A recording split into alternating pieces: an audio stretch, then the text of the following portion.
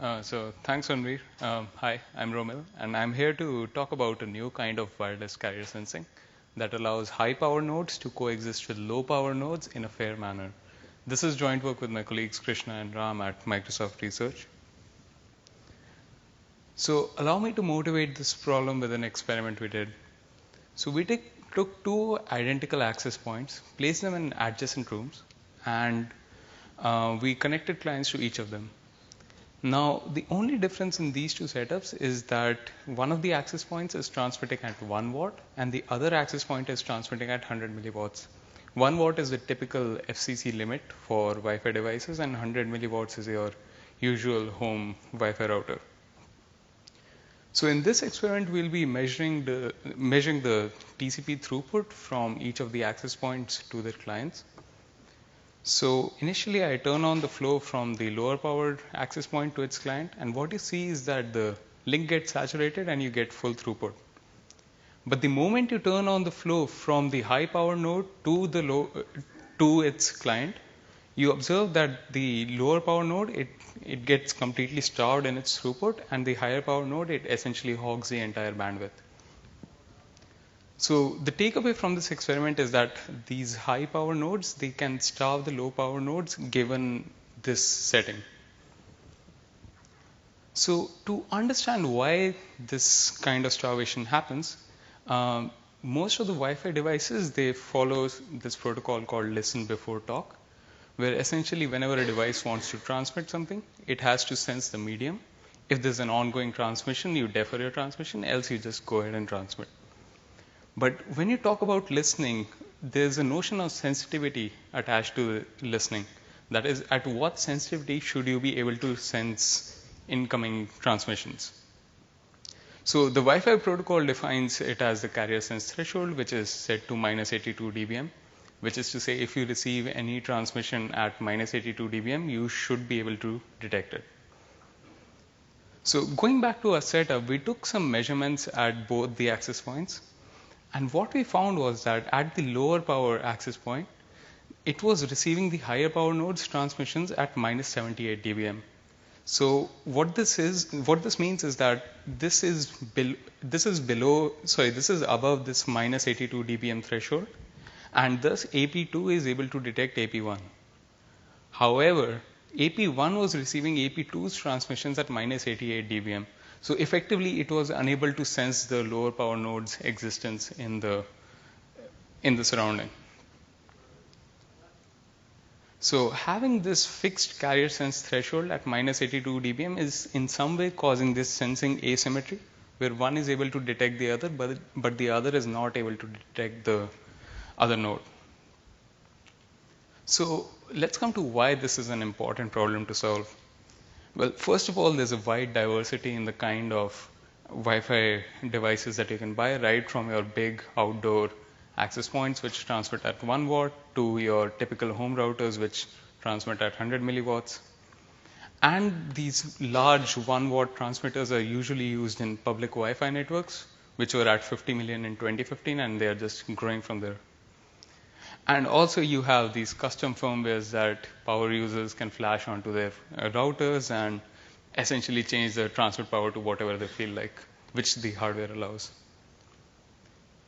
So in this talk, I want to present a new carrier sensing technique that we like to call skip correlation, which aims to achieve this goal. That is, A senses B if and only if B senses A. This is what we define as carrier sensing symmetry. And we achieve this in a way such that there is no collateral damage. What I mean by collateral damage, I'll come to in the next few slides, but essentially it means that you don't cause any new unnecessary interactions which weren't there with the old Wi-Fi protocol. And we do so in a way which is backward compatible and works with a large number of legacy devices and requires only minor changes to existing Wi-Fi circuits. So let's go back to our experiment and let's look for some alternative solutions that we can deploy. So one is, why not just use a lower carrier sense threshold? That is, instead of using minus 82 as a threshold, let's just use say minus 92. So we had this setup where everyone was sensing at minus 82, and you had this sensing asymmetry that one was detecting the other, but the other wasn't. Now I lower the sensing threshold to minus 92. Now let's see what happens. Now both of them are able to detect each other, and it seems like the problem is solved, but let me show you how this still isn't solved. So we had this setup, but now let me add another access point to the mix. Let me put another access point in the room adjacent to the one which contained the lower power node. Now let's have a look at what happens when you change the sensing threshold to minus 92 for everyone. So you do this, and you find that now there's this new interaction between AP2 and AP3. Although you have solved the carrier sensing symmetry for AP1 and AP2, but now you have generated this new unwanted interaction between AP2 and AP3. So this is what I meant is collateral damage. That is, this interaction didn't exist before, but now they are unnecessarily deferring to each other, where actually they might not be causing any collisions with each other. So moving one step further, there's another way you could potentially solve it, is that, say, only the higher power nodes, they use this lowered CST of minus 92. So the lower power nodes, they again switch back to their old minus 82 dBm threshold. But now you could again construct another example, right, where you have, say, an AP4 transmitting at 1 watt and sensing at minus 92, and now it will cause collateral damage with AP1. So seems like having this fixed carrier sense threshold is not the way to go. So one of the key insights is this. If you have two access points, say one transmitting at 30 dBm, the other at 20 dBm, and AP2 is receiving AP1's transmissions at minus 82, then by the symmetry of the medium, the wireless medium, what you'll see is that AP1 will receive AP2's transmissions at minus 82 minus this delta difference in transmit powers between these two nodes. So here it will be minus 82 minus 10 dBm, which comes to minus 92 dBm. So effectively, AP1 should lower its carrier sense threshold to minus 92 to be able to detect AP2. Similarly, if you have another node, say transmitting at 26, you have a similar setup where it's detecting at minus 82. Then AP1 will detect AP3's transmissions at minus 88, which is minus 82 minus the delta difference. And thus, AP1 should lower its CST to only minus 88, not go all the way to minus 92. So these last two examples, you can boil them down into this formula, which essentially says that if, as a receiver, my transmit power is higher than the receiver's transmit power, then I should lower my threshold by this delta difference between the two power levels. Else, I should maintain my carrier sense threshold at minus 82. So this is interesting because this leads us to this counterintuitive insight, which essentially points that we are saying that this carrier sense threshold is dynamic, and it's dependent on both the receiver's transmit power and the transmitter's transmit power. Now this gets tricky because the transmitter's transmit power is something that's not known to the receiver, and determining this transmitter's transmit power is hard because you cannot just simply encode it in the Wi-Fi packet that you're sending out, because the back-off decision that needs to be made in one Wi-Fi slot, which is typically 9 microseconds. And if you encode it into the packet, then it will come all the way later in the signal field, which is about 36 microseconds late. So this brings us to skip correlation, where skip correlation allows you to deduce the correct CST to be used for a receiver without actually having any prior information about the transmitter's transmit power. So before we dive in deeper into how skip correlation works, let's talk a bit about how carrier sensing works in any Wi-Fi network. So every Wi-Fi transmission is prepended with a preamble, which is essentially a small block called the short training sequence, repeated multiple times to form the complete Wi-Fi preamble. And whenever a device wants to sense the medium, that is, it wants to detect if there's a packet out there, it does an autocorrelation, which is essentially the running sum of the dot product of the incoming signal and the incoming signal delayed by some length L. So it's just a sliding window that you run over the incoming signal, and if you plot it, it will look something like this.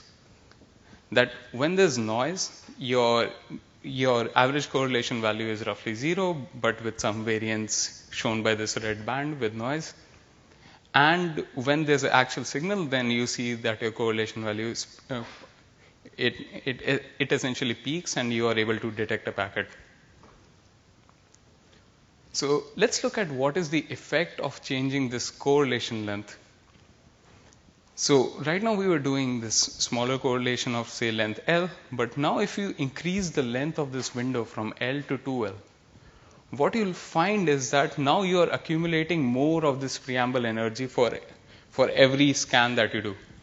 So that is equivalent to saying that now you are accumulating more energy, even though your noise variance also increased because it's a larger window now, but your correlation, the net correlation value that you receive also increases.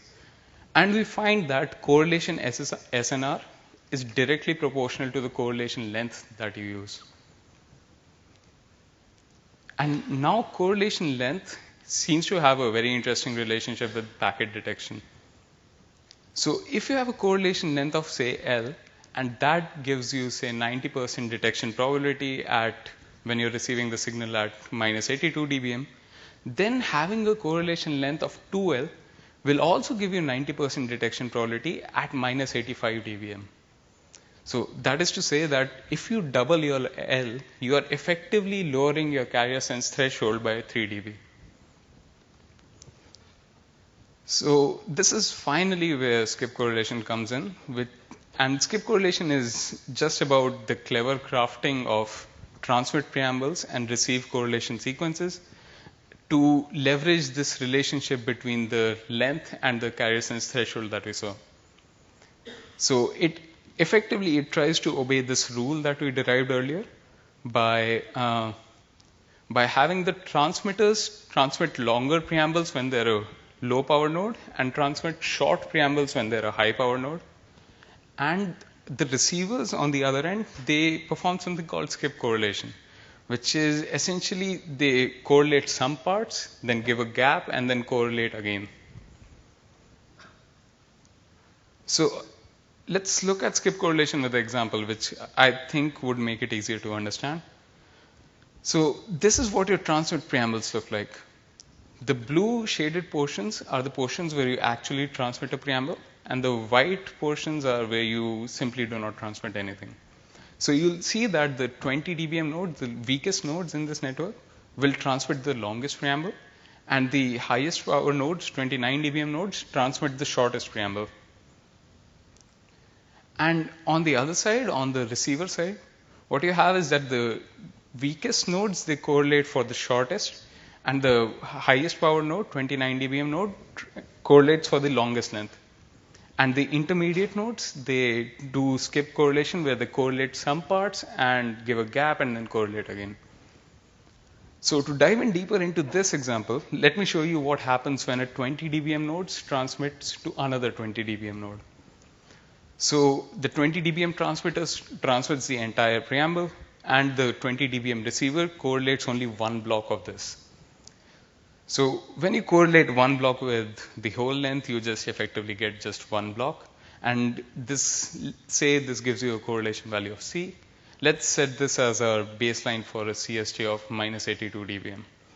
Now you'll see that all these correlation values that I derive will follow this rule earlier that we derived about the threshold changing according to the delta difference in the transmit powers. So now let's look at what happens when a lower power node is transmitting to a higher power node. This is the case that we saw initially when a higher power node was not detecting a lower power node. So you transmit the longest preamble, And the high power receiver, it correlates for the entire length. So now you'll see that your correlation value is effectively 8C, 8 times of the original value. And this is equivalent to lowering your CST by 9 dB. And this lowered CST of 9 dB allows you to compensate for this transmit power difference from 29 to 20. Similarly, when 23 dBm nodes transmits to a 26 dBm node, there's a 3 dB difference, and you correlate these two sequences, and what you find is that your effective correlation is 2C. And this lowers the CST by 3 dB because it's double the value, and effectively you are now following that same carrier sense rule that we derived earlier.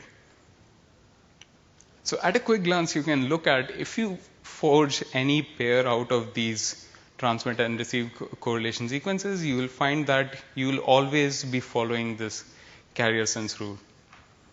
So you could potentially distill all these pairs into this table, which effectively says that if you're transmitting at say 20 dBm and receiving at 26, you'll get a correlation length of 4L, and your CST will be lowered by 6 dB because twice the correlation length reduces your CST by 3 dB. And this was just an example that I gave for 4 power levels. In our paper, we show that it's not restricted to just 4 power levels. You can do it for n power levels with any arbitrary power difference between the transmitter and the receiver. And one of the more interesting parts about skip correlator is that it requires very minimal change to existing Wi-Fi hardware. So on the left, you have the regular Wi-Fi autocorrelator, which is also a very small part of the entire Wi-Fi circuit. And on the right, you have skip correlator. The only change is within the red block. That is, we changed the running sum to a running sum of parts. And this effectively results in an increase of just 12 adders for 4 power levels, which is not more than a 0.03% increase in the FPGA utilization. So we implemented skip correlator on the Warp FPGA with the support for 4 power levels. And we have a completely backward compatible design which works with off-the-shelf hardware.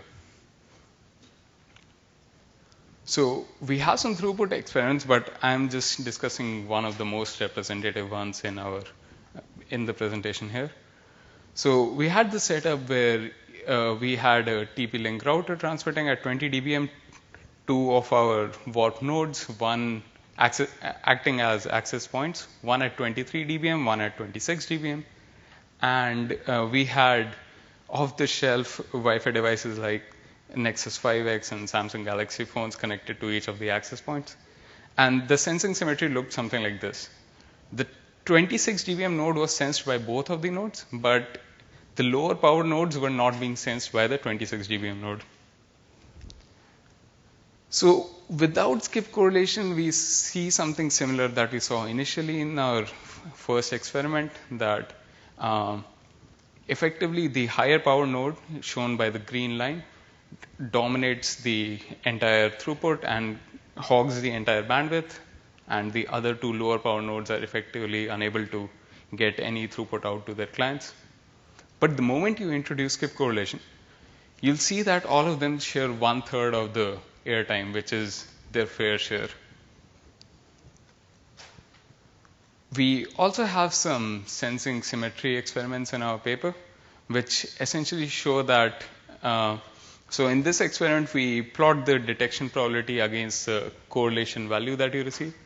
And here what we are showing is that when one transmitter transmits to the other, and we repeat this experiment multiple times, where one transmitter transmits to the other and it sends the same packet back. And we show that for a pair, say 26 and 23, and 23 and 26, you get the same detection probabilities.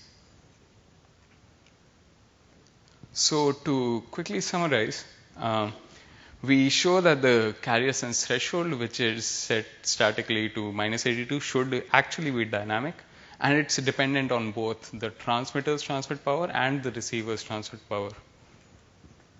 And to this end, we introduce skip correlation, which leverages this dynamic carrier sense threshold rule and the relationship between L and CST to achieve carrier sense symmetry. And we have some experiments where the sensing symmetry is restored even with legacy and off-the-shelf Wi-Fi devices, and it lends itself to a very simple implementation in the circuit. That's it. Thank you, and I'm open for any questions you may have.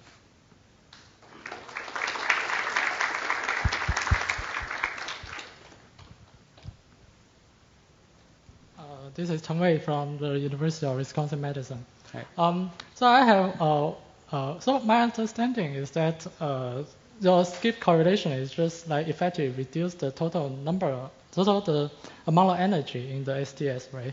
But during the normal packet transmission, like the data part and the other part is still transmit at the higher power AP still transmit at the higher power. So if the other node failed to detect the interference, but during data transmission, because it still transmits at higher power, it will also still cause interference to that node, right? If we fail to detect the CTS, but later in the data part, it will still. Mm-hmm. So you're saying that if everyone transmits at the same higher power, then effectively that should be the same solution, is it? No, I mean if the high power AP, right, Mm-hmm. and another is low power AP, Mm-hmm.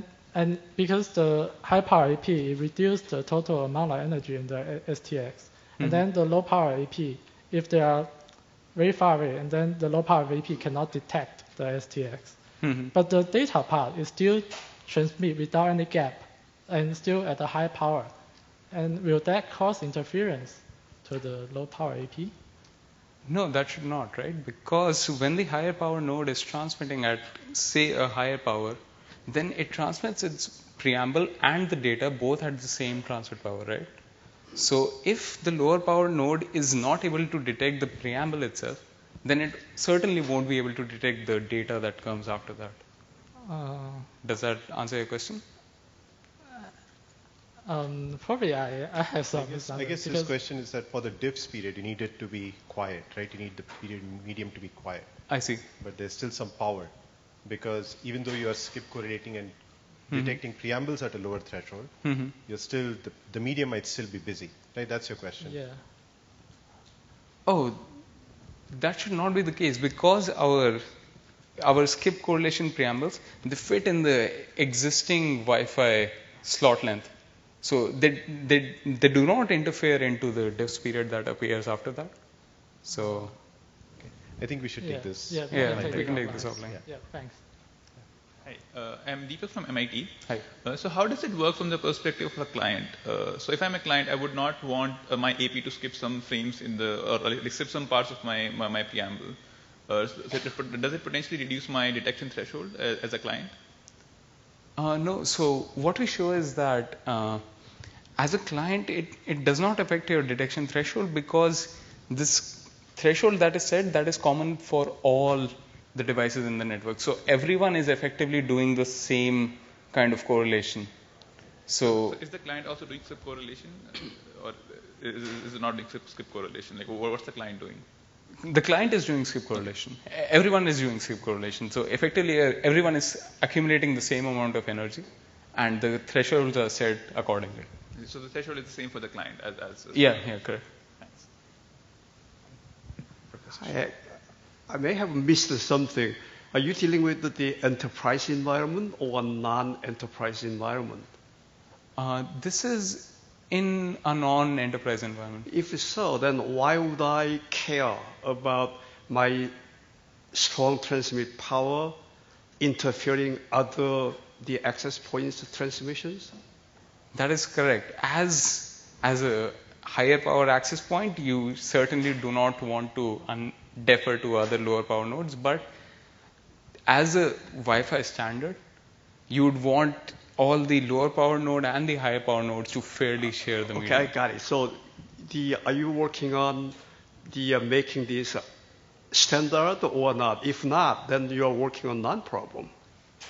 Because my access point wouldn't care about its interference to my neighbor's access point, right? That's the way it works now. Yeah. So unless you make these as a standard, Yeah, that's then true. this doesn't make any sense. That's true. So this is hope. The hope is that this is to be adopted as a standard, so that the lower power nodes do not starve in the presence of a. Do you know how hard it is? It is very, very difficult. Very difficult. That's true, but One thing that I have experienced through the email stuff, this is not easy. Yes. It's not easy. Yeah. You got to think about it. Great. Yeah. Let's thank the speaker again. Yeah. thank you.